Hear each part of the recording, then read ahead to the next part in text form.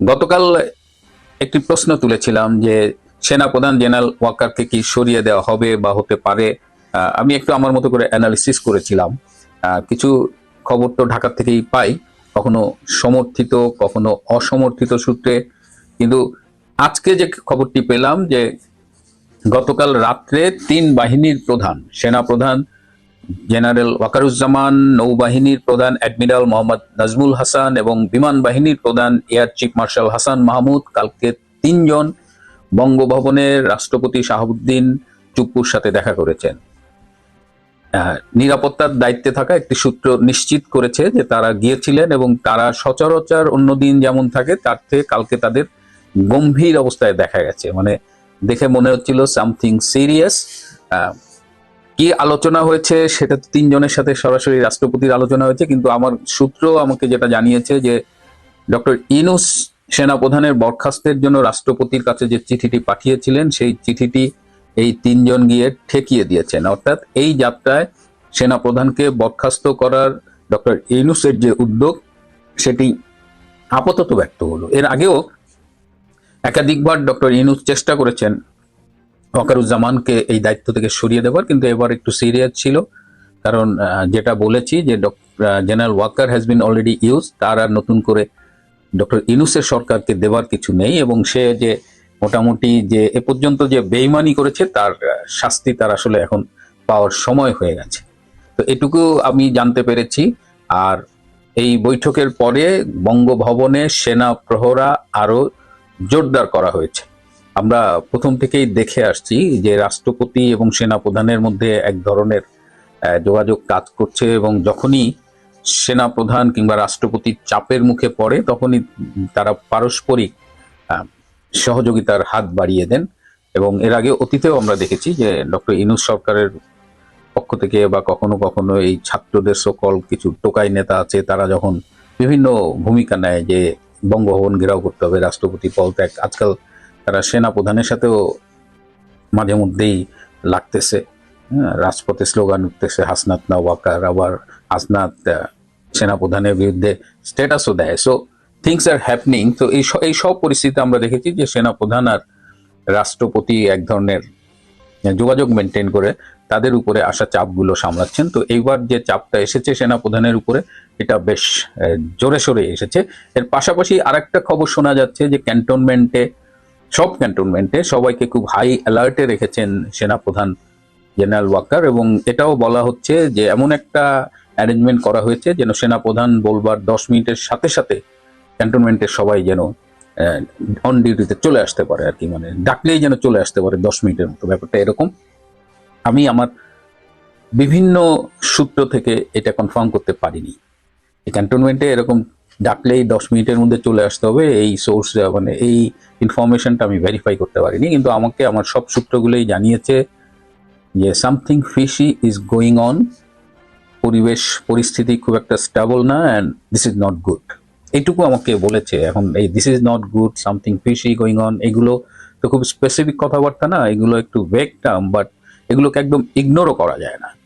So ক্যান্টনমেন্টের ভেতরে একটা অস্বস্তিকর পরিস্থিতি আছে, কিন্তু একেবারে রেড অ্যালার্ট জারি করা বা 10 মিনিটের মধ্যে রেডি হয়ে নেমে পড়া এরকম কোনো ইনফরমেশন আমি অন্তত ভেরিফাই করতে পারিনি।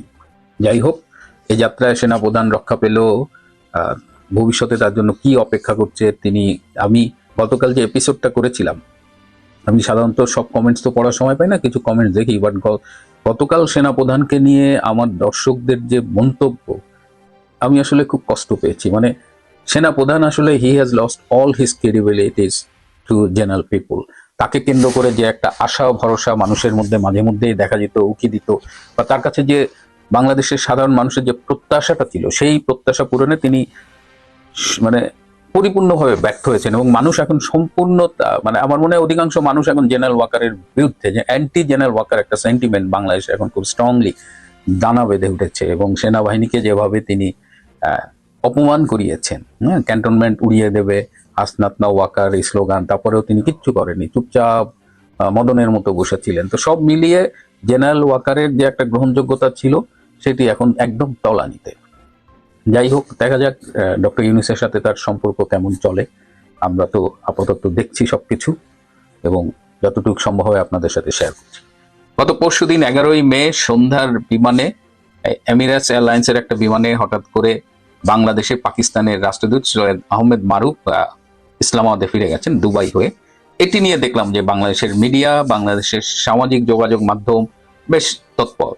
গতকাল রাতে যখন ঘুমোতে যাব, লাইটস অফ করেছি, এর মধ্যে একটা খুব কনফিডেন্সিয়াল একটা মেসেজ আসলো এবং তখন একবার মনে হলো যে স্টুডিওতে যাই, কথা বলি, পরে হলাম না থাক, সারাদিন এত কাজ কারবার করে আর উঠতে ইচ্ছে করেনি।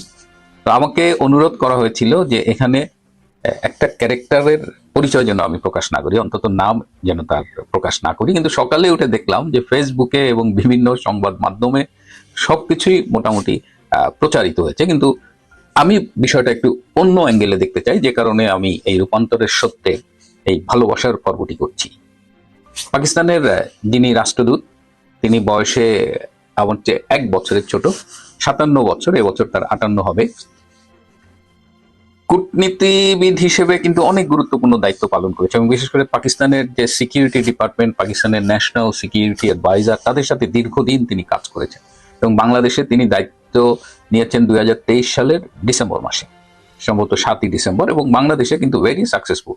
বাংলাদেশকে এই যে পাকিস্তানিকরণের যে একটা খেলা চলছে, সেই খেলার অন্যতম কারিগর হলেন এই সৈয়দ আহমেদ মারুফ। অত্যন্ত সুদর্শন পুরুষ যাকে বলে, মোটামুটি বাংলাদেশটারে সেই 71-এর হারিয়ে যাওয়া ছোট ভাইকে পাইলে যা হয় সেরকম উচ্ছ্বাসের মধ্যে দিয়ে আছেন, সবখানে তাকে দেখা যাচ্ছে।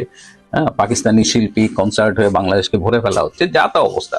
তো এরকম একটা সফল রাষ্ট্রদূত হঠাৎ করে তিনি আবার 9 তারিখে বৃহস্পতিবার কক্সবাজার গিয়েছিলেন তার এক বন্ধুর সাথে, এবং সেই কক্সবাজারে তিনি এর আগে ফেব্রুয়ারিতে গিয়েছিলেন, সপরিবারের বউ নিয়ে গিয়েছিলেন। তো কক্সবাজারে গেলে তিনি যে কাজটা করতে বললেন না, তিনি বললেন যে স্থানীয় লোকাল যে জঙ্গি নেটওয়ার্ক আছে এদের সাথে একটা মিটিং তিনি করেনি, যে কাজে এটা।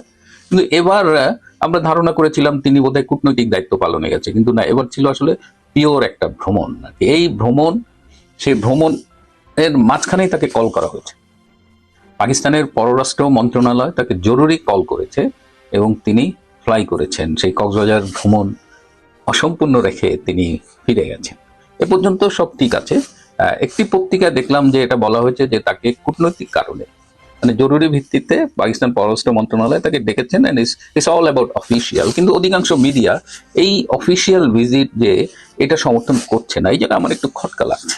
এবং কাল রাতে ঘুমোতে যাওয়ার সময় আমার কাছে যে তথ্যটা এসেছিল সেটাই দেখলাম অধিকাংশ পত্রিকা বলছে, তারা এটাকে অফিসিয়াল ভিজিট বলছে না, তারা বলছে যে পাকিস্তানি রাষ্ট্রদূত সৈয়দ মারুফকে অনির্দিষ্টকালের জন্য ছুটিতে পাঠানো হয়েছে। সো সত্য কোনটা, তিনি আবার বাংলাদেশে ফিরে আসবেন কিনা, এই উত্তর তো আমাদের জানার জন্য অপেক্ষা করতেই হবে। আর যেহেতু আমি অসীম ধৈর্য নিয়ে জীবন যাপন করি, আই ক্যান ওয়েট। কিন্তু যে কথাটি বাজারে প্রচলিত এবং যে কারণে আমি কথা বলছি সেটা হলো যে একটি ব্যাংকের foreign department, foreign exchange and policy ডিপার্টমেন্টের সহকারী পরিচালক এক তরুণীর সাথে সৈয়দ মারুফের ভালোবাসার গুঞ্জন উঠেছে। অনেকে বলেন ভালোবাসার অভিযোগ উঠেছে। ভালোবাসার তো অভিযোগ হয় না, ভালোবাসা তো ধর্ম মানে না। সৈয়দ মারুফ একজনের প্রেমে পড়তেই পারেন, গভীর প্রেম। সেই প্রেম তাদের ঢাকায় দেখা করায়, ঢাকা থেকে টেনে নিয়ে গেছে কক্সবাজারের মতো সমুদ্র শহরে। সবই হতে পারে। আমি কবি, আমি প্রেমের কবি, আমি তরুণীর কবি। যেখানেই ভালোবাসা সেখানেই আমি ভালোবাসার পক্ষে কথা বলি, আমি তরুণীর পক্ষে কথা বলি।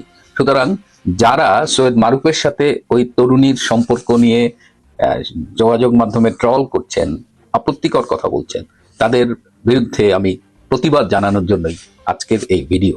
যেহেতু আপনারা তরুণীর নাম পরিচয় সবকিছু জানেন, কিন্তু আমি তারপরেও আমার এথিক্স মানছি। আমি তরুণীর নাম প্রকাশ করছি না, তরুণীর সম্পূর্ণ ছবি আমি আপনাদের দেখাবো না। তবে তরুণীর বিভিন্ন ছবি আমি কিন্তু কাল ঘুমোতে যাওয়ার আগে তার ফেসবুকের থেকে আমি তার ফেসবুকটা একটু স্ক্রল করেছিলাম এবং ফেসবুকটা মোটামুটি আমি কিছু ছবি ডাউনলোড, স্ক্রিনশট নিয়ে রেখেছিলাম। তো সকালে উঠে দেখলাম যে তিনি ফেসবুকটি ডিঅ্যাক্টিভেটেড করেছেন। কেন ডিঅ্যাক্টিভেটেড করেছেন আমি জানি না, এটা তার ব্যক্তিগত ব্যাপার। ছবিগুলো দেখে কিন্তু আমার ভালো লেগেছে। হ্যাঁ, মারুফ ভাইয়ের চয়েস আছে। যদি তাদের মধ্যে আসলে প্রেম হয়ে থাকে তাহলে মারুফ ভাইয়ের চয়েস আছে। কি একটা অজ্ঞাত কারণ আমি জানি না, যে পাকিস্তানি পুরুষের বাঙালি তরুণীদের প্রতি আগ্রহ নাকি বাঙালি তরুণীদের পাকিস্তানি পুরুষের প্রতি আগ্রহ, এটা কিন্তু আমি I don't know, but it happens. আমি এই যে জুলফিকার আলী ভুট্টো যে পাকিস্তানের সাবেক প্রধানমন্ত্রী ছিলেন, ভুট্টোরও শোনা যায় একটা বাঙালি স্ত্রী ছিল, তার 3 নম্বর বউ। আবার এই যে ইয়াইয়া 71-এর সেই মুক্তিযুদ্ধে যে নাকানি চুবানি খাইলো পাকিস্তানের প্রেসিডেন্ট ইয়াইয়া, এই ইয়াইয়াও কিন্তু তার একটা গার্লফ্রেন্ড ছিল শুনেছি এই বাঙালি। এবং 71 সালে যখন মুক্তিযুদ্ধ হচ্ছে, বাংলাদেশ আহ, স্বাধীনতার জন্য লড়াই করছে, তখনও তার যে গার্লফ্রেন্ডটা ছিল সেটা ছিল একটা বাঙালি। এবং তিনি প্রতিটি সঙ্গমের সময় বলতেন যে আই এম ফাকিং জয় বাংলা। এবং সেই বাঙালি মহিলাটা বলতেন উত্তরে যে ইউ ক্যান নেভার ডিস্ট্রয় জয় বাংলা। তো এটা শোনা কথা, তো এটা সত্যি হোক মিথ্যা হোক, এর যে ইনার স্পিরিট সেটা কিন্তু মানে ইটস ইম্পর্টেন্ট টু নোট। তো আজকে আমাদের স্বাধীনতা যুদ্ধে, মুক্তিযুদ্ধে কমপক্ষে 4 লাখ মা বোন ধর্ষণের শিকার হয়েছিলেন, আত্মত্যাগ করেছিলেন। সেই বাংলাদেশের মেয়েরা পাকিস্তানি তরুণ দেখলে, যুবক দেখলে, ইভেন কি আমাদের মতো বুড়া বয়সের লোকজন দেখলেও অনেকেই ঝাঁপিয়ে